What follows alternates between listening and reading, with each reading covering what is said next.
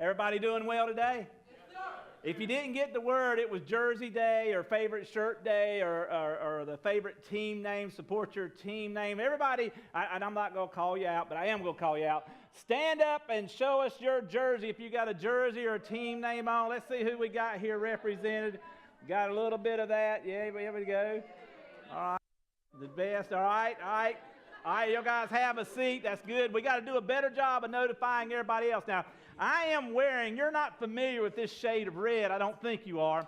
This is a shade of red that is known very well in North Carolina, in the state of North Carolina, as NC State Wolfpack Red. Now, I have wore this jersey several times. I actually wore it when we went up to the game when Georgia Southern played NC State up there at NC State. And my children and Caitlin all wore Georgia Southern stuff since they were going to school there. And anyway, but I was told this is the last time I can wear it. In fact, today happens to be my birthday, and somebody gave me a gift.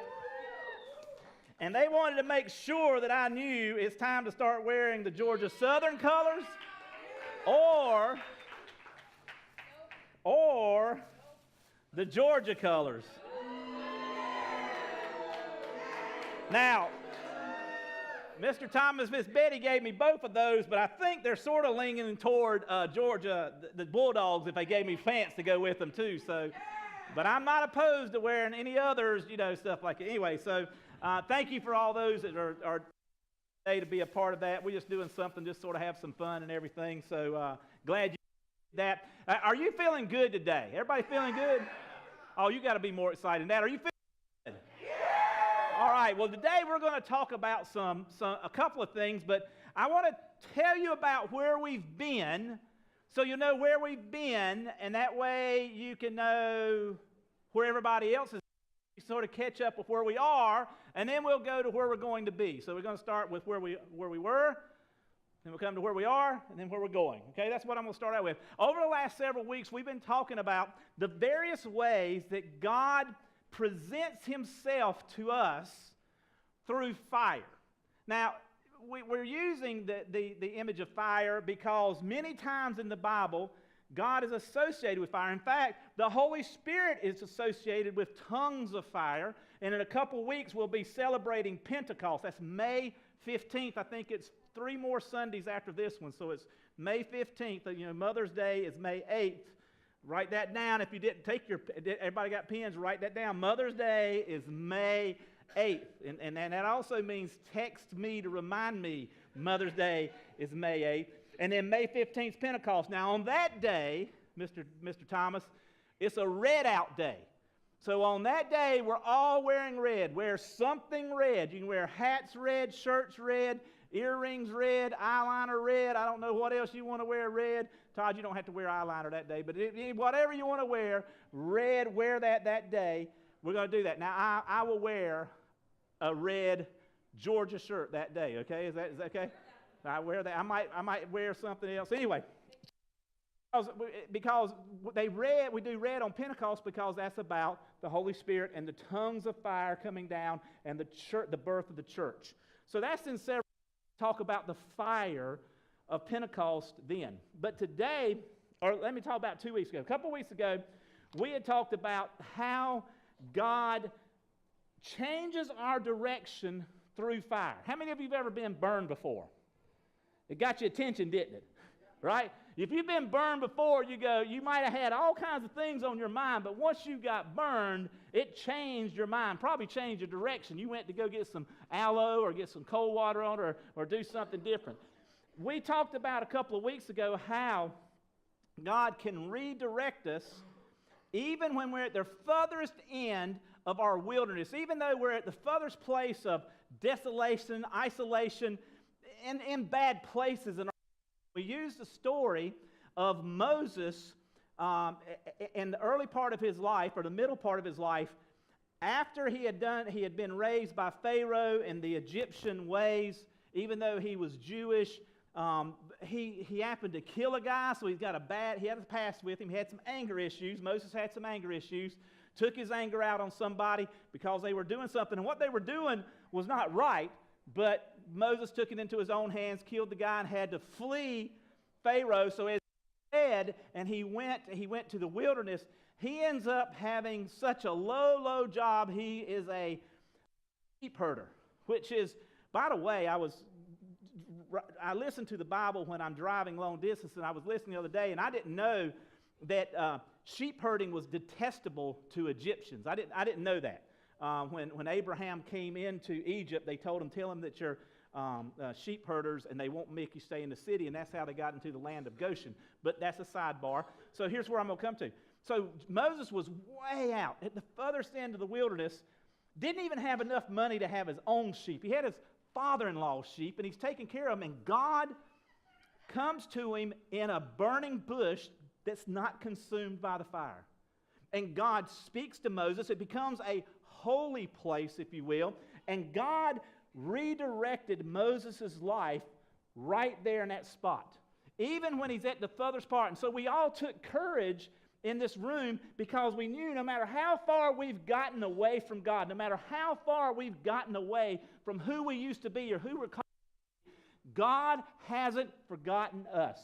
And He will find us in that furthest point and will reveal Himself to us to redirect us back to where we're heading, or where we should be heading, or where His purpose is for us. So if you're in here today and you feel like you've been struggling with things about who you are, where you're going, and maybe you feel like nobody cares about you, or maybe you're at the furthest end of the wilderness, at the very end of your rope, and you don't know if you can hang on anymore, understand that God will meet you there and redirect you and change your way and bring you back to where your purpose is in life. He did it with Moses. Moses, at that time, leading somebody else's sheep, his father-in-law's sheep. No money, his father-in-law's sheep. But a few years later, he comes back and he's leading the entire Israelite nation. That's how God can change you. So we talked about that a couple of weeks ago. And then 2 weeks ago, we talked about the fire of fellowship, and we talked about how that God can speak to us through Christian fellowship, through the fellowship of other believers. And in fact, we used a story about after Jesus' death and resurrection, His disciples were out fishing one day, and they didn't catch anything. They pulled an all-nighter, didn't catch any fish. They were coming into shore. They were a couple 100 yards off from shore. Jesus, the resurrected Jesus, is on shore, tells them, said, well, why don't you just throw your nets out on the other side of the boat? They catch a big pile of fish. John recognizes from that distance, that's Jesus. Peter jumps in, swims to shore, gets to Jesus, and when we see this, Jesus is there by a little campfire. And he's got some fish there, and he has some bread. And he invites those disciples who had had a bad day, a bad night. He invited those disciples to come and fellowship with him. And we talked about how God can speak to us through Christian fellowship. In fact, that 2 Saturdays ago, we actually had what we call a celebration or a fire of fellowship, and we had a bonfire over at the CCF house. Now, you guys were on retreat. We just sort of crashed your house and sort of got in there, made a bonfire. We tried to clean up after ourselves, and it was a great experience because they had just cleaned up the week before for Parents' Night, so it was really good. So it was really clean. You know, now I don't know if we'd done it 2 weeks ago, if been that clean, but it was a great experience, and we all just had great conversation around the campfire, just talking about things, talking about life, talking about what God was doing, and it was very encouraging for all, and we realized that God can speak to us in fellowship. Then last week we talked about the guiding fire of God, the guiding fire of God, and how when Moses was coming back to that place that he had met God, that God guided him through a pillar of cloud during the day and a pillar of fire at night. Now, in the day, he could see all the things around him, but he just needed to know which way to go. But at night, they had no idea. The things that were there in the day, they couldn't see. And so things that weren't dangerous in the daylight became dangerous at night. And so God wanted them to move in day and night. And so we learned in that day that God directs us or guides us through the fire. And when He does, He guides us with a purpose. He knows where He's taking us even when we don't know. He knows where He's guiding us to. He knows. It's a purpose for you. There's a purpose for you in this world. If you're thinking here now, and I've been around some people recently who says, I just don't know what I'm supposed to do. I don't know what my purpose is. Everything that I had is changing. I'm telling you, God has a purpose for you. And if you open your eyes, you will see Him because He wants to guide you toward that purpose. So that's the first thing we found last week. Second thing was, God keeps your limitations in mind when He's guiding you.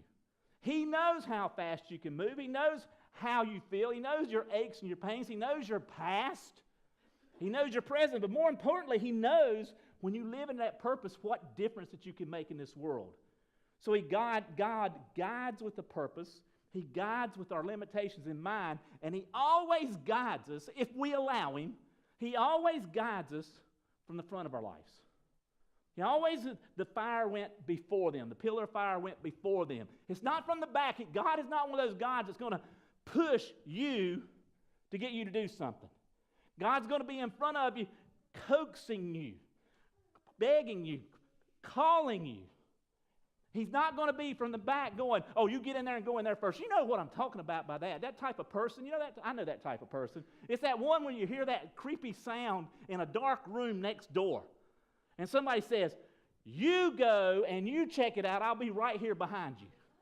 You know, no, you go first and I'll follow you. You lead me in there. You understand what I'm saying? God's not going to just push you into something that He hasn't. Because understand, when you lead from the front, you get there before the person in the front, or God gets there before you do. So God crosses into that area before you do. So that's what we talked about last week. This week, well, heck, I don't know. I talked about all that stuff. I forgot. We're going to talk about the revealing fire of God. And of God. I keep getting God and God. I'm going to I need some chewing gum. That's probably what it is. So the revealing fire of God. So the story is going to come from Nebuchadnezzar. And from Daniel. And I'm going to set you up with this story. Now, again, this comes from the book of Daniel. Daniel is a very important book in my life. It was very important about 19, 20 years ago, because that's where my daughter got her name, Danielle. Danielle. If she would have been a boy, she'd have been Daniel. But she's a girl, so Daniel didn't fit with a girl, so we called her Danielle. But that was a very important book in my life, so I'm going to come back. So I'm very passionate about this story inside of here. So the story goes in chapter 3 of the book of Daniel. There's this king named Nebuchadnezzar. Say that name with me, Nebuchadnezzar. One more time, Nebuchadnezzar. Now he's a big time king. I'm not talking about a little king that only has a few thousand people. He's got almost everything there is to be had. King Nebuchadnezzar is over it. He's attacked or captured everything. He has this tendency to go in and capture countries, take the brightest and the smartest and the wisest of those people, bring them back, basically brainwash them into the Babylonian way. He actually renames people. He takes them and changes. Oh, no, you're not going to be called that anymore. You're going to be called a Babylonian name. We're going to make you Babylonian. And then those people begin to be the leaders. So these brainwashed people from one country to another return back to their country, and they begin to follow Nebuchadnezzar and the Babylonian way. And so Nebuchadnezzar has this bright idea. Now, if you read chapter 2, you might get an idea of where he gets this bright idea, because he has this dream that a guy named Daniel, who wrote the book, interprets, where Daniel interprets this dream where there's this image of gold that has a gold head, a silver part, a bronze part, and it's all these different things. And he said, that's your kingdom, your gold right now, but later on there's going to be a dissension that's going to happen. There's going to be things that happen, and over time your kingdom is going to be destroyed. But in your life it's going to be gold. The next chapter, in chapter 3, we read that Nebuchadnezzar has this bright idea. I think I'm going to just make me a golden image. He's going to make it like 60-some feet high, 6 feet. We're talking about a water tower size height, golden image of something. I don't know what it is. It just says it's a golden image. And he decides to take it, not have it in the city limits of Babylon. He takes it outside of Babylon and puts it in this flat, plain type area in sort of the wilderness that's around Babylon. So that no matter which direction you come to Babylon, you're going to see this golden structure as you come into that area. It'll be, the sun will be reflected off. It's going to be awesome. It's a great concept in his mind. And so he decides to go out there and dedicate the service one day. He's going to have a service or have a thing to dedicate this idol or this golden structure. So he invites all his big shots, all the hoity-toities, all the top people of his group, all his governors, just whoever was somebody. If you're a who's in his command and his leadership, you were there that day. Now they're all out there, and they're out there, and while they're out there, he gets them out there on the pretense that we're going to have a dedication. We're going to have a ribbon cutting type thing. But rather than have a ribbon cutting thing, he tells them, he has this guy get his loudspeaker guy. You know, they didn't have a loudspeaker back then, but it's the guy that had the biggest voice probably. And he makes this proclamation, hey, it's a good thing you showed up here today because we got some great things going on. We have one of the biggest bands that we've ever had. We got 14 or 15 piece instruments back here. I mean, it's going to be great. There's all kinds of instruments. And listen, when they start playing their music, here is what the king wants you to do. He wants you to bow down and worship that golden image. That's all you got to do. Bow down and worship the golden image. So sing a couple songs, clap our hands, we'll pass the offering basket, and then you're going to bow down and worship. Now, they didn't say pass the offering basket because he was already taking stuff from them. Bow down and worship this image. So all the people who came out there thinking it's going to be a boring presentation, a couple speeches and things like that. You understand what I'm saying? You go to a dedication thing, it's like, you know, you go and you sort of show up. Now it's not anything like that. They want us who are there to bow down. So, not a big deal. I don't guess. It's not a big deal. But it is. It is to some because some, remember, they come from different cultures. And some of their cultures, they had different ways of worship or different things of worshiping. Some people might have worshiped different objects or had different things that they worship. And the Jewish people, the Israelite people, which some of them were, believed in one God. They called him Yahweh. And they believed in this one God, and they believed that God had taught them certain ways to worship and to pray and to live their life. And one of those was not to bow down to other gods. And so it was a big deal to them. So the music strikes up and the band starts to play. And when the band starts to play, everybody bows down. No problem. Oh, by the way, I left out this part. The guy that's the loudspeaker guy, the guy that's proclaiming all this to everybody says, by the way, if you choose not to bow down, that's fine. But everybody that doesn't bow down is going to be thrown into a furnace, a fiery furnace. See, can you smell the smoke? We already got it heated up over there. Can you see the smoke? Can you see? It's pretty warm over there. Those of you that are sitting close to that furnace understands it's hot over there. You don't bow down, we're throwing you in. And that'll be the end of that. So they play the music. And when they played the music, everybody bowed down. But three guys. Three guys. Their names were Shadrach, Meshach, and Abednego.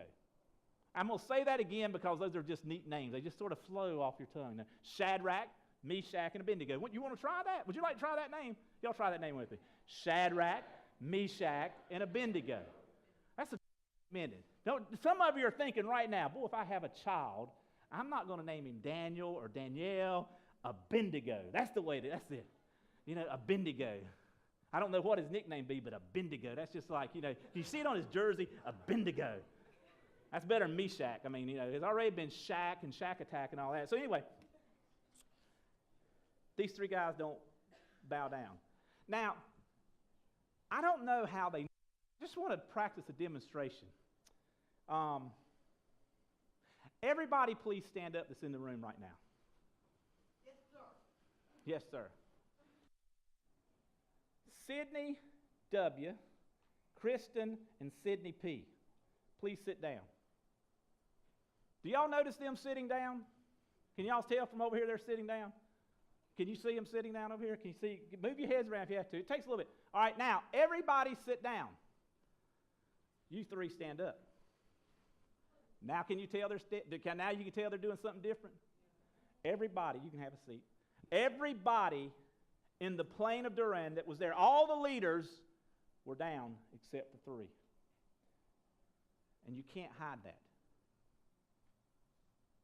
You can't hide that. They stood up for something.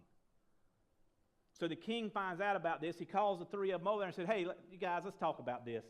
Now listen, maybe you didn't hear what my loudspeaker guy said.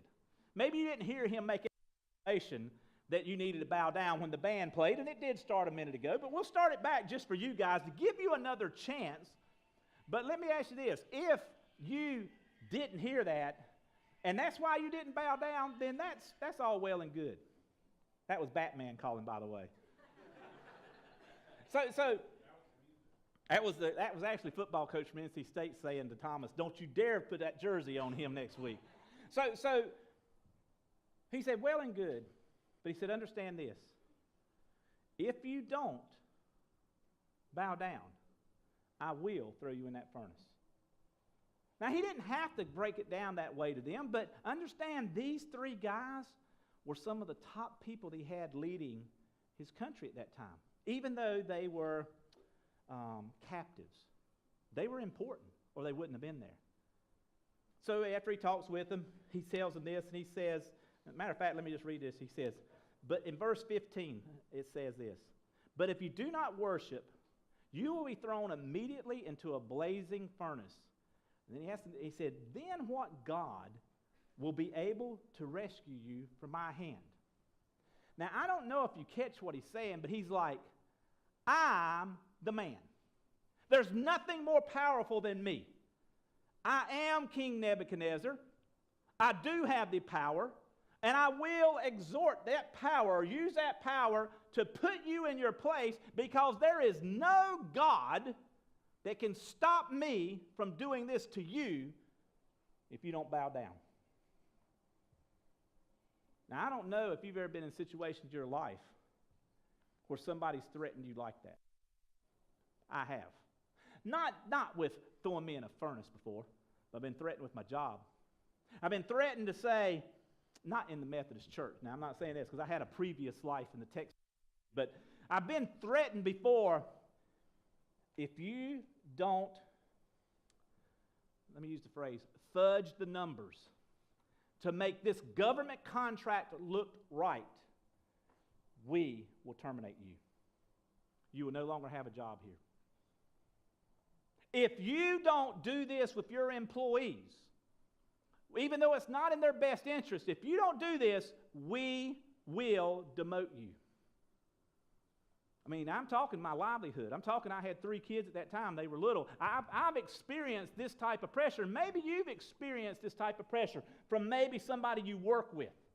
Maybe you've experienced this type of pressure from a boyfriend or a girlfriend who's got something on their mind they would like to do. If you don't do this with me, then we're going to break up. Maybe somebody of your friend has done that in a bar somewhere. If you don't drink with me, if you don't do this, if you don't smoke this, if you don't take this, if you don't do a line of this with me, if you don't do these things with me, then we're no longer friends. If you don't cheat on this test, can you do my paper for me? And don't y'all have like a covenant or something? Don't they have something like an honor thing? And isn't there honor code or something? Does anybody know what I'm talking about? Because some of you are looking at me like I'm crazy, and you're actually in college, and I'm thinking, nah, it's your school. I think y'all got an honor code, don't they? It depends. Some of our honor is not as high as others' honors.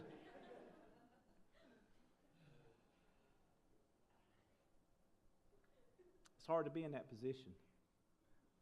Think you could lose everything. These guys are about to lose everything. Not their stuff. They're going to lose their life. And I'm not talking in a quick, chop my head off thing, burn me.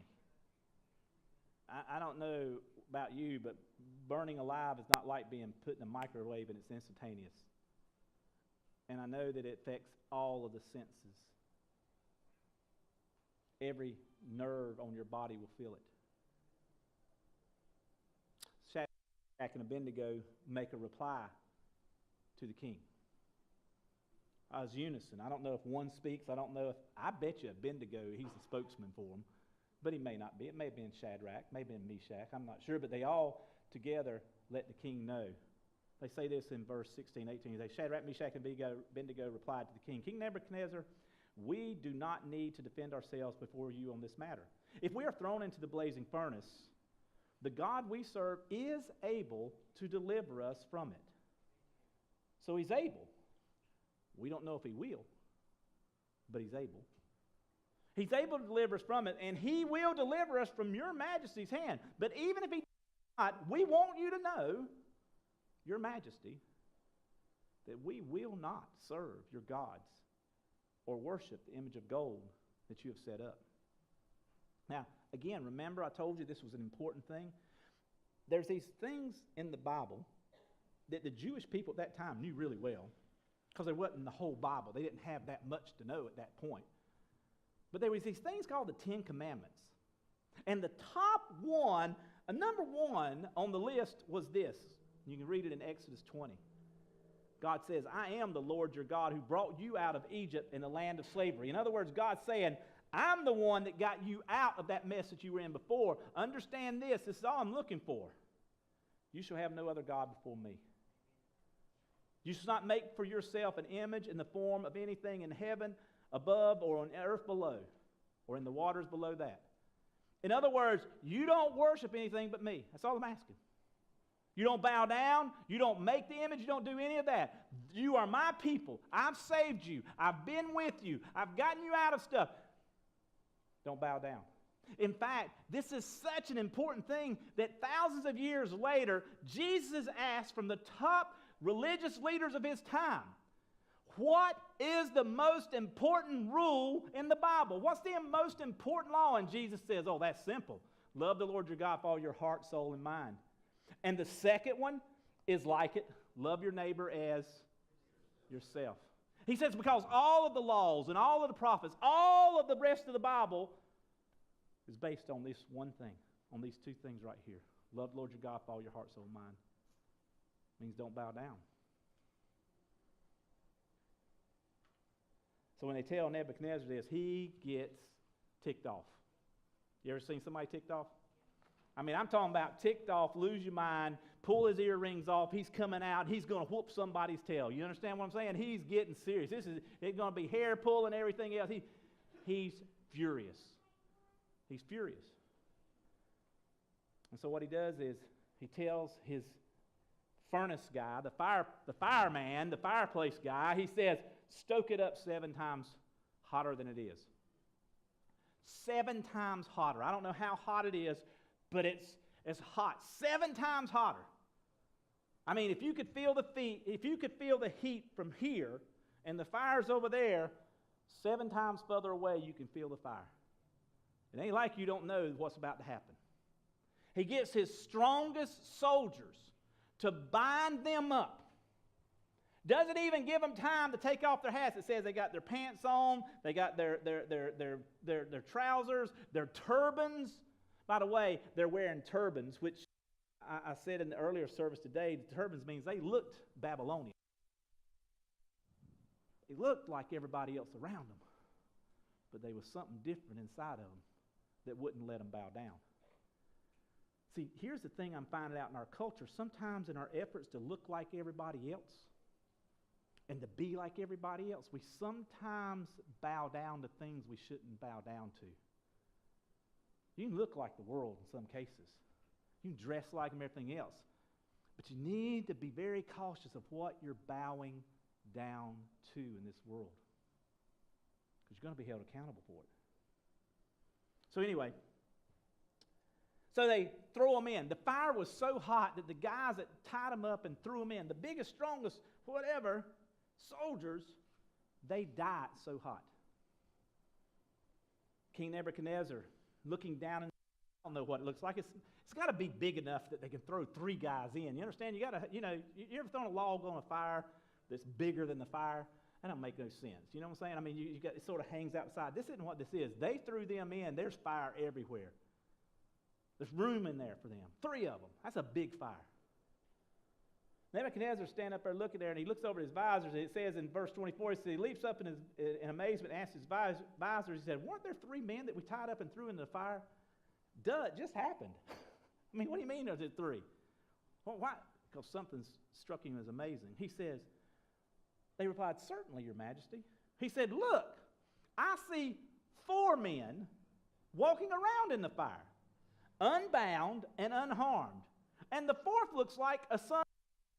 Now, some of the that are theologians that are way smarter than me, done more study than me, says this is one of those, some of them say that this is one of the times that Jesus manifests himself in the Old Testament.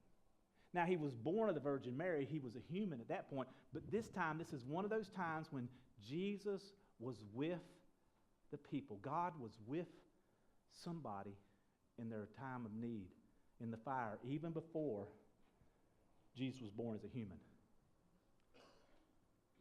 The story continues. Nebuchadnezzar then approached the opening of the blazing furnace and shouted, Shadrach, Meshach, and Abednego, servants of the Most High God. Notice what he calls their God. The Most High God. Is that up there? Where does that say? Does it say Most High God up there? Put it back one, wherever that is. It's right in front. Oh, by the way, y'all see it and I don't. Most High God is all capitalized. That means he recognizes it a name. He don't even know what to call it. Most High God, that's a name. He goes on, he says, the Most High God, come out, come here.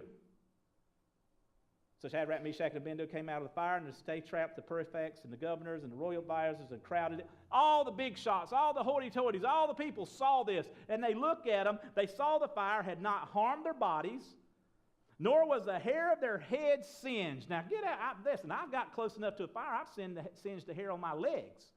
You throw me in a fire, I can't imagine. I mean, I'm standing this close. You ever done that? Been close to a fire before, and it's sort of like, what's that smell? And it's, oh, my hairs, So, nothing. None of that. They saw that they had not harmed their bodies, their hairs were not singed, their robes were not scorched, and they didn't even smell of fire. No sign of the fire is on them. That's what you need to hear. No sign of the fire that destroyed the 3 strongest men of his armies. Killed them. Just being around it, not even being in it. Not even a sign of it on these guys.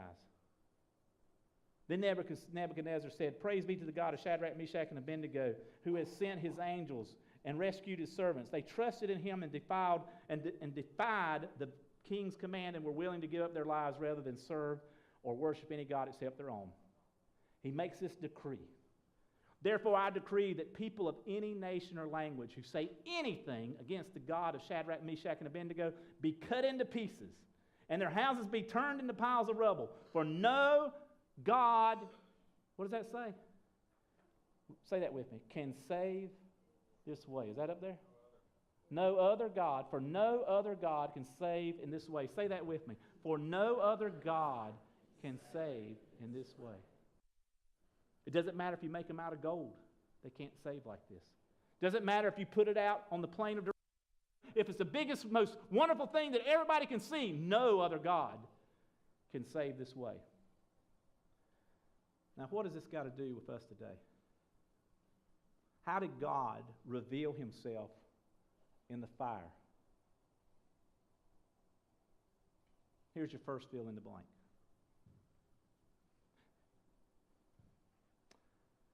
Our true self is revealed in difficult times. Who you are in this life is revealed when things get tough. You can dress like the world, you can do all this, you can talk a good game, but I'm telling you, when times get tough, you're going to find out what you believe and will you live by it. You're going to say, I would never bow to my parents. You know it's true. You know we do it. I will never treat my child like my parent treated me. And then before you know it, you do something, you go, I can't believe I did what my parent did. Even though you said you wouldn't. Because some things are in you. What's in you? See, the other thing that I find out about our true self is our strengths are revealed by God in the fire. But so is our weaknesses. You know what the first thing to burn in a fire is when you throw something in there? The smallest. The thing that's not solid. You put a solid piece of wood. That's why cedar wood, you ever heard the phrase hardwood? You know why you want to burn hardwood in your fire? Because it's hard, it's solid, there's tight, it's compressed. It takes a long time to burn that. You take other material that's got a lot of space in it, that's been like a pine tree, fast growth, not a lot of space, burn up just like that. See, your weaknesses will be exposed, but your strengths, they'll be seen too.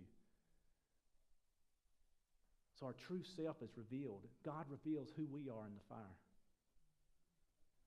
See, they didn't just talk about the law. They believed it enough to obey God, even when they weren't sure they were going to be saved. See, so many people want to follow God if everything... They just want to follow God when, oh God, I pray to you, and this sickness I have, I'm healed from it. What if you're not? What if you're not? You still going to pray to him? Oh God, help me in this situation. Help my marriage. And you pray for that. And God has restored many marriages. But some people are still knuckleheads. And they don't want to conform to God's ways. And then the marriage is destroyed. And they want to blame God for, why didn't you do this? Why didn't you step in? And really, in many of those times, you find out your strengths. And you find out your weaknesses. Sickness reveals that. Broken relationships with friends or loved ones.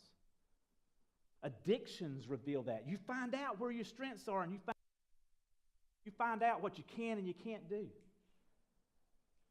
See, they demonstrated their belief by their actions even when they weren't sure they were going to be rescued. Because before he threw them in, they didn't know. They didn't know. Are you that strong? Do you have that much faith in God? Second thing is, God reveals himself to us all in difficult times. I would tell you this, if stuff is really bad in your life, open your eyes, because I'm guaranteeing you God is right there with you. In this situation, did God show up when they're standing there talking to Nebuchadnezzar? Nope. Did he show up when the 3 guys or 4 guys or how many ever tied them up? Did God show up and let them get tied up? Nope. Did God show up when they were being tossed into the fire? Nope. When did he show up? When they're in the fire. When they couldn't see anything but flame around them. When they couldn't see or hear. Think about the roar of the fire they were in. It was in their head, and then everything around them is burning and everything, and they open their eyes. Because I'm telling you, I'm closing my eyes. You throw me in the fire, my eyes. I don't want to see what's going to happen, but I'm telling you what. In the midst of the fire, God showed up. And he reveals himself to them and walks with them in the fire. If that's Jesus, I believe it is. I believe it's God through Jesus walking in their most difficult time right there with them. And the very things that bind them up, the ropes, gone. By the way, if I threw you in the fire, what would your natural instinct be? To climb out of the fire, wouldn't it?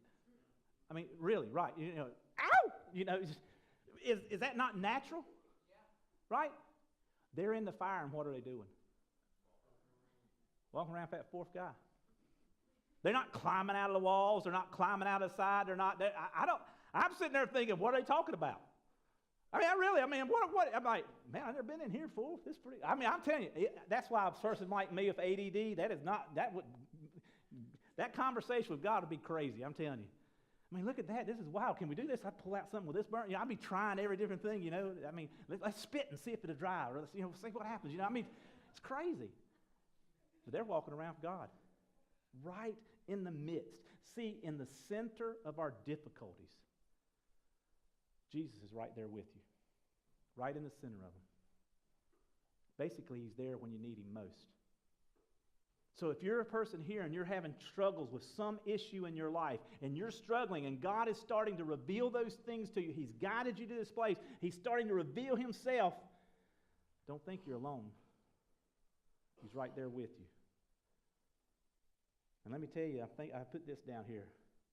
That's when we find out that it's just us and God in the fire, and you find out that's okay.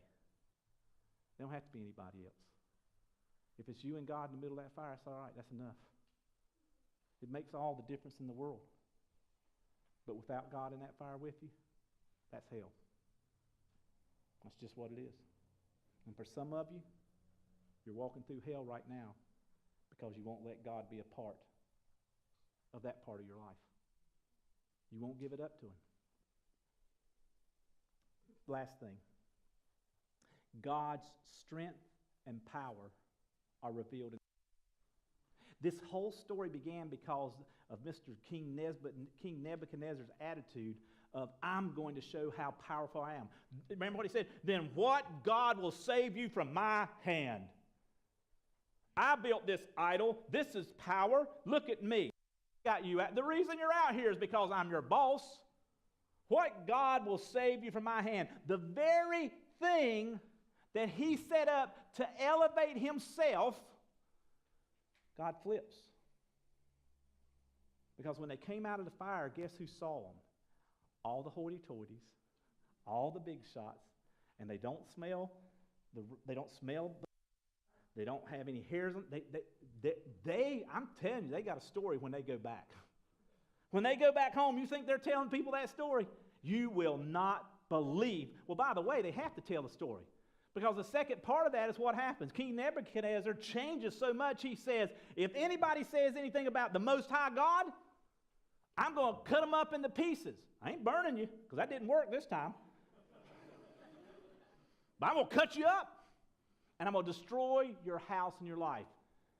There's no way they leave from that place and go back and start to tell the new law of you can't talk about the Most High God in a bad way without saying why.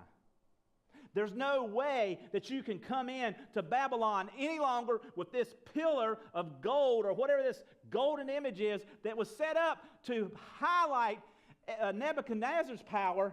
And God said, no, I think I'm going to highlight my power with that. You know, he does that a lot. You think you're going to kill my son on a cross? You think that's going to be a sign of torture? I'm going to tell you something you won't even believe today, you Romans. You won't believe it. I'm going to make that so elevated, there's going to be wearing that cross around their neck in gold. There's going to be people that put it on bumper stickers. There's going to be people that put crosses on the different parts of their body and tattoos. It's going to be elevated, and I'm going to be elevated by what you are using to destroy. God will use what Satan destroy you with, and he'll be elevated if you let him. He wants to reveal his power not only to you, but to the world through you. So if you're walking in that fire, don't curse the fire. If you're in a difficult situation, don't be frustrated with the difficulties of that situation. Open your eyes and start looking for God. If you've got an addiction that you can't shake, open your eyes and looking for God. He's there. If you've got a relationship that you don't think can be fixed, open your eyes and look for God. If you've got school or business work or friendships that can't be fixed, marriages that can't be fixed, whatever it is, open your eyes and look for God. He's in that fire with you. The difficulties do not intimidate him. And when he's walking with you, they won't intimidate you. And you'll come on out. And the whole world will know. And it's because of the love and the power of Jesus Christ that I've changed. So as we come to our closing song today, I want to say a prayer for you.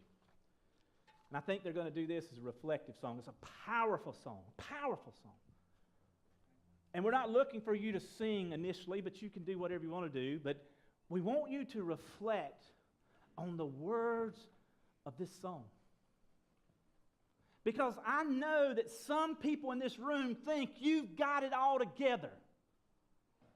You think you got it all together, but yet on the inside there's parts of you that feel like, I'm on fire. And I'm scared. I don't know what tomorrow holds. I don't know if I can go one more day.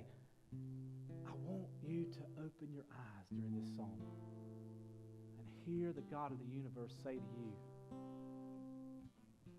I'm with you. I'm not going to lead you from outside of the fire. I'm going to lead you from the inside of the fire. And what scares everybody else, we're going to walk through together. And you'll be different. And you'll understand the depth of my love for you. And I'll understand the depth of your love as you trust me. Father God, as we hear this last song, I pray in the name of Jesus Christ, the power